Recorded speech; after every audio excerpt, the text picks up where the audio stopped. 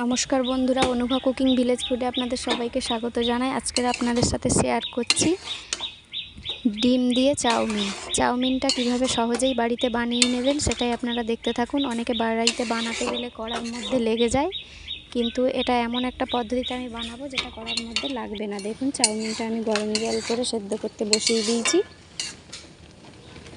চাউমিনটা সেদ্ধ হয়ে গেছে, এবার আমি জল ঝরিয়ে এই যে নিয়ে নিয়েছি। এবার উপর থেকে খানিকটা সাদা তেল ছড়িয়ে চাউমিনটা ভালোভাবে মেখে রেখে দেবো।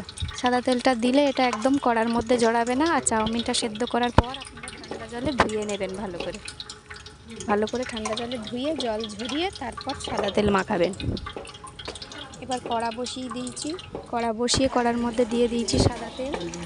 সাদা তেলের মধ্যে দিয়ে দিচ্ছি পেঁয়াজ কুচি আর 6-7টা কাঁচা লঙ্কা কুচি। পেঁয়াজ আর কাঁচা লঙ্কাগুলো ভালোভাবে ভেজে নেব।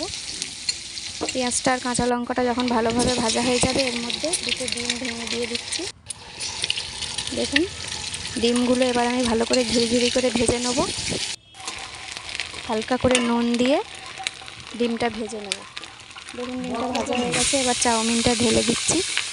ঢেলে দিয়ে চাউমিনটা পরিমাণ মতো নুন দিয়ে ভালো করে নেড়ে নেব। ভালো করে চাউমিনটা ডিম আর পেঁয়াজের সাথে মিশিয়ে নিচ্ছি।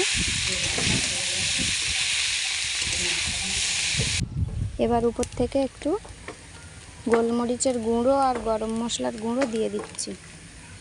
এগুলো ভালো করে আবার মিক্সড করে নেব।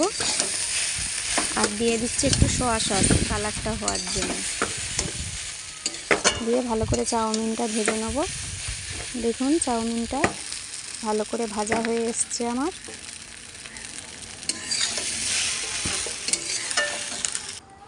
এবার একটা পাতিলেবু কেটে তার থেকে একটু রস চাউমিনের উপরে ছড়িয়ে দিচ্ছি, কারণ পাতিলেবুর রসটা দিলে চাউমিনটা খেতে ভালো হয় এবং একটু ভালো ফ্লেভার বেরোয় এর গন্ধটা।